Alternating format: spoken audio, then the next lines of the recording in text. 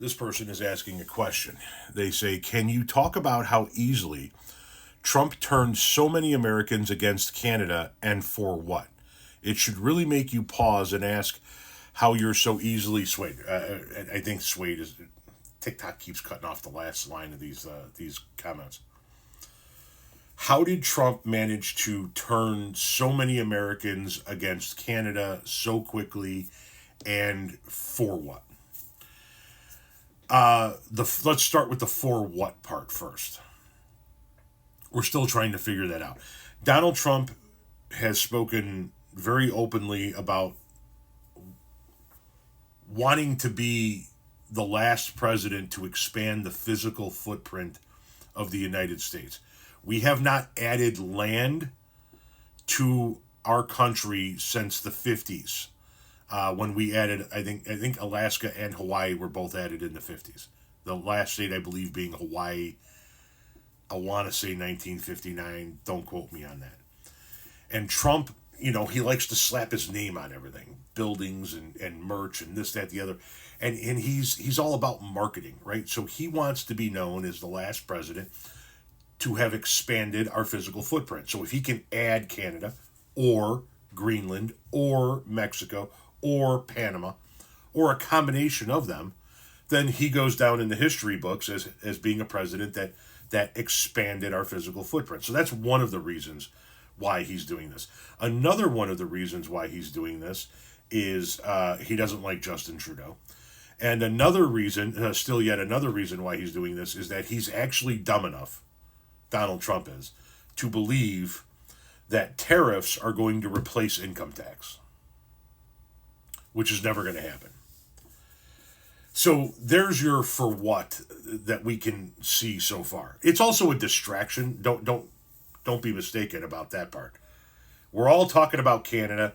We're all going to be talking about Panama here soon, given what Marco Rubio just did over the weekend in Panama. And what we're not talking about is the purge that's happening within the federal government. All the federal prosecutors that have been fired because they participated in investigating the January 6th insurrection. All the solicitors general that have been purged, the military personnel that have been purged, the FBI officers, officials that have been purged. We're talking about Canada, but we're not focusing on this. So part of it is also a distraction. Now, how was he able to turn so many people against Canada? Because the people who vote for Donald Trump, not every last one of them, but the hardcore MAGA or die Trump supporting fuckwits in this country will do anything he says. And they're all a bunch of Ron Burgundys, right? Remember how Ron Burgundy would read whatever the fuck was put on the teleprompter, no matter what? The hardcore MAGA supporters, right? The Marjorie Taylor Greens of the world will do anything he says. They will agree with anything he says. They will never disagree with anything he says. And they will do whatever the hell he says. It's a cult. I know that it gets kind of worn out when we say it's a cult because we've said it so much, but we say it so much because it's true. These are people that when they learned that Donald Trump wears adult diapers because he's incontinent, allegedly, showed up to his rallies with adult diapers on the outside of their clothes. You see what I'm saying? When Donald Trump said I could stand in the middle of Fifth Avenue and shoot somebody and not lose any voters, he wasn't necessarily lying. The hardcore base of Trump supporters, he wouldn't lose. So why? Why do these people devote their lives? Why are they so slavishly devoted to Donald Trump? And why will they do fucking anything for him? I know that this is going to sound like I'm boiling this down into the most simplistic of terms, but I'm not, because it's the truth. Because they're that fucking stupid. These are people in a lot of cases that didn't vote before.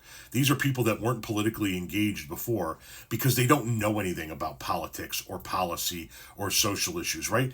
They know that they hate these people because they're brown and these people because they're gay and that women should be in the kitchen barefoot and pregnant. And then along comes somebody like Donald Trump and he takes all of their hatred and all of their fears and he bundles it up into a team mentality. And if you just follow me, we're going to get rid of all the people you don't like. We're going to put the women back where they belong, and you're not going to have to worry about gay people or black people or brown people or women having an advantage over you.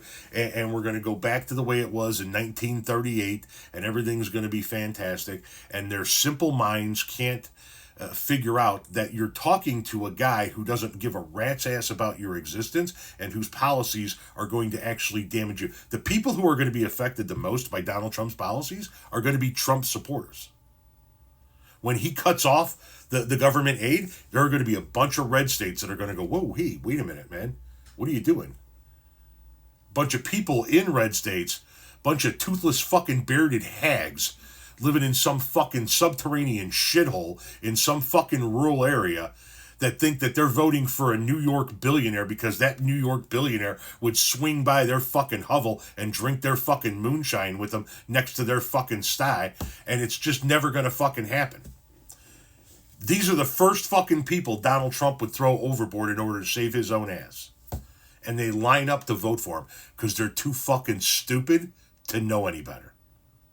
And they're too fucking stupid to understand how much of an ally and trading partner Canada has been for us over the years.